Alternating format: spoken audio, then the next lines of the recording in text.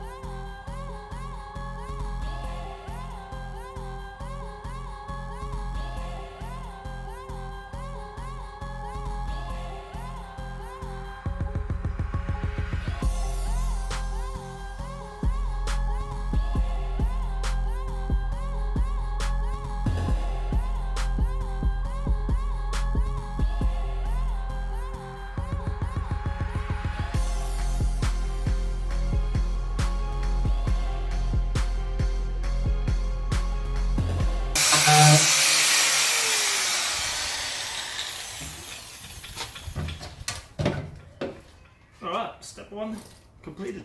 Well, the top half. I'm going to do the bottom half, but you don't need to see that.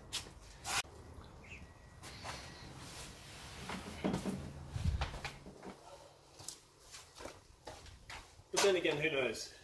Maybe you're weird and you want to see me sand the bottom side, so I'll do it.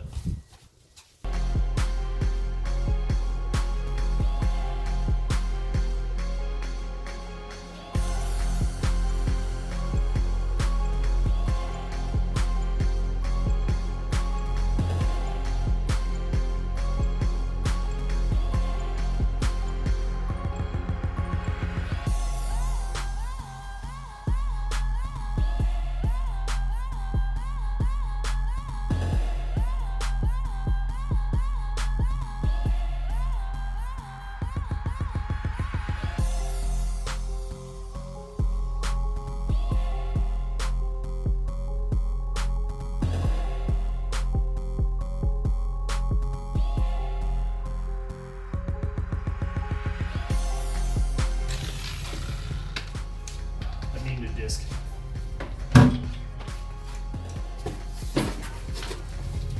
Alright, so she's all sanded up. Well, strip disc down. I just got to wipe over it with some thinners and get all the excess little tiny bits of paint out that are in the dings and dents. I got to pop this part back out because it's been indented in, so it'll give me a little bit more fuel in the tank, another half a litre or something. Got to get into all these bits with thinners. So it's come up pretty good. I'm happy with the outside of it. There was one little teeny tiny hole in the tank somewhere. I can't remember exactly where. I'll try and find it. Alright, flipped it over and there it is. So, oh god, Ben, hold the fucking camera steady. So that's the sucker just there. Really bad lighting, but that's a hole. It's quite odd that it's on the top side of the fuel tank. Or I guess rust has just lived there and eaten away with no fuel in it, breaking it down. But apart from that hole, everything looks good. I'll clean up these little holes, blow them out some compressed air, make sure that they are working. The inside of the fuel tank is an absolute mess. I've washed it out with soapy water and all this stuff a few times, but I've got, like I said earlier, I've got my vinegar ready to go. I need to cut out a bigger hole here for the Holden VE fuel pump for the EFI. And yeah, let's do it. Now the fun part's to try and remember where I put my rust converter. I didn't even know where to start looking. Well, the good news is I just got a message from Ian on the official Celica page, one of the forums, Facebook pages, sorry. And he's going to hook me up with a front chin spoiler. Well, not the spoiler, but just the standard front chin stone guard for the front under there, which I really need. So it looks like I've sorted myself one of those. I'll only be able to get it next week though, because I keep spending all my money. Every day I get paid, it all disappears because I'm impatient and I want to get this car finished as fast as possible. I have absolutely no idea where this rust converter's gone. I'm going to find it. I'll be back. Look at this. I still got some hiding all the way back there. Now this stuff is going on the fuel tank, because although I've sanded it back and all that kind of fun stuff, it still needs to be treated, because I don't want rust coming up again on that car, so on the fuel tank especially.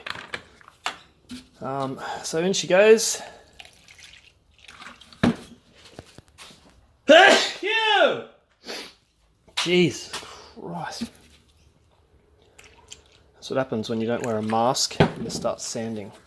It all goes up your nose and you start blowing black snot out of your nose in the shower. Alright, I'm going to get this. Get this. So basically you get your rust converter, you wipe it all over the surface you just prepared. Then you get some wax and grease remover, which is what I use. You could probably use mineral terps or something else, whatever. But I just use wax and grease remover and wipe it off really well after that.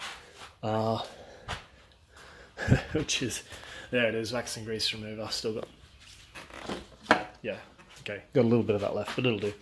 So let's go paint this tank. Oh, I can't wait to get this running. Ugh.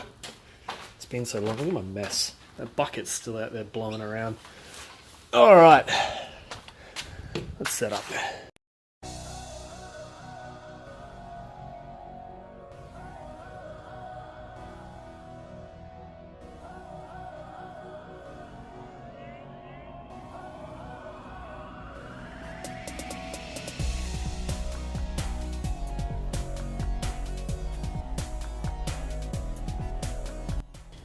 Alright, so that stays there for I'm going to give it 20-30 minutes.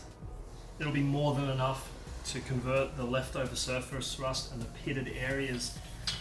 It'll turn that into a black, I don't know the technical way of it, a black like metal-y kind of thing. It converts rust into some form of metal that doesn't rust anymore. So like, I don't need to know how and why it works. All I need to do is know that it works. So I use it.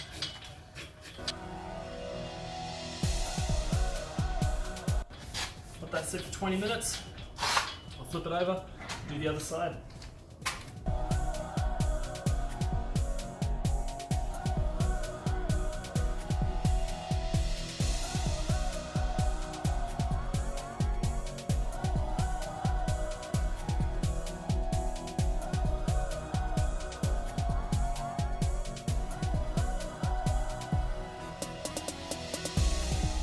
Alright, while that's getting rust removed and drying, I have options on what I want to do to paint this.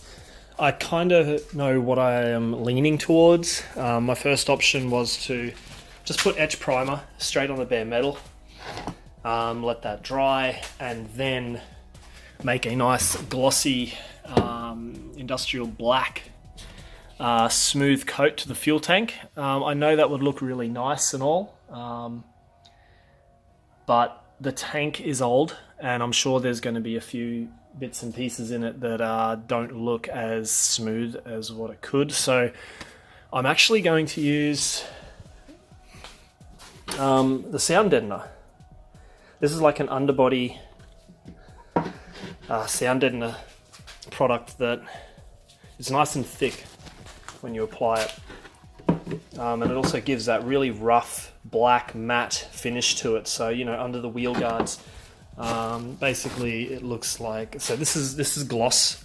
The whole engine bay is in the black underbody gloss, which comes up really nice when it's washed and it's not covered in dust.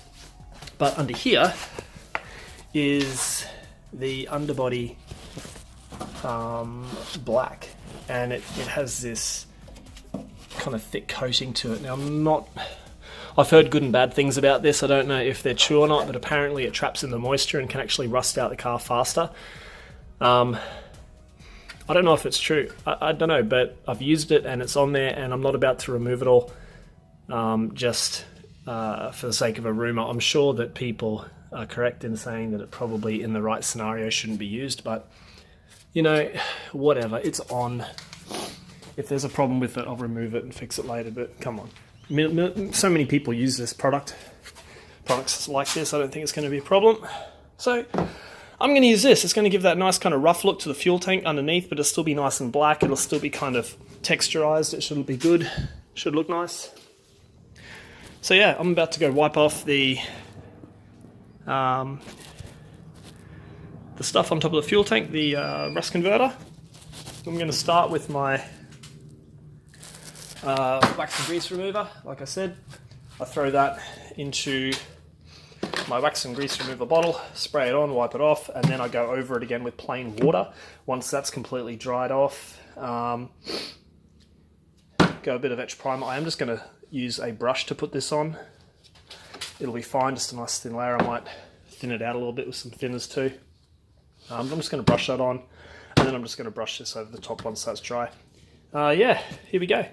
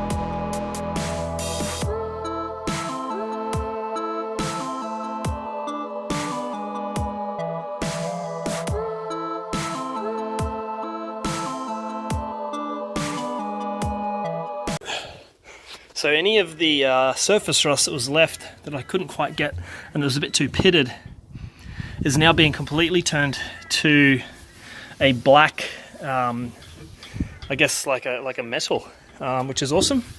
So that is good. I'm gonna get the primer out. Let's hit it. So I'm just going to apply this directly with a brush. It doesn't have to be neat.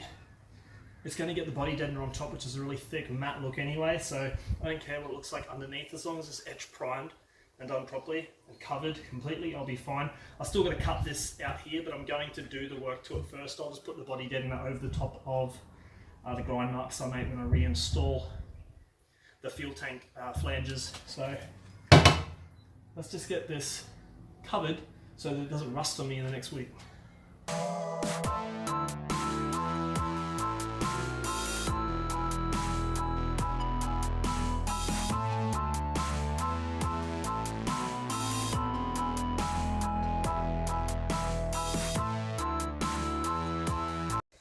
Alright, so take advantage of the nice sunny day.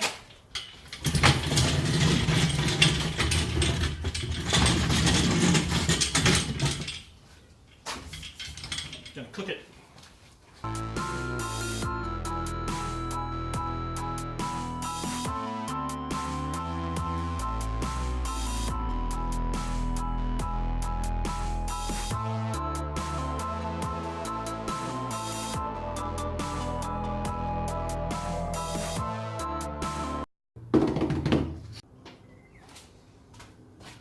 Alright, now working with this stuff is so thick you need to cut the brush down shorter because the brush pieces will literally fold. They won't get enough pressure to actually spread the sound deadener over the surface. So you literally need to get your brush, knock it down to about maybe 1/3 the original bristles and chop them off because well, yeah, you just won't get any product onto the surface you're working on.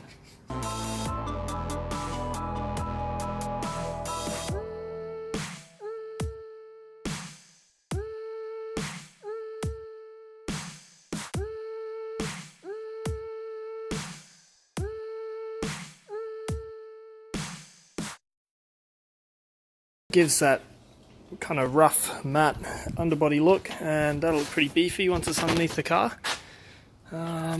Yeah, good fun. I gotta clean up this mess. Look at this. Absolutely horrible. But anyway, thanks for watching. Part 2 will be fuel pump and I don't know, maybe some wiring or whatever, and cleaning out the inside of the fuel tank. So it's going to be a big dirty job, but at least this is done. I don't have to worry about it anymore. Beauty. Cheers.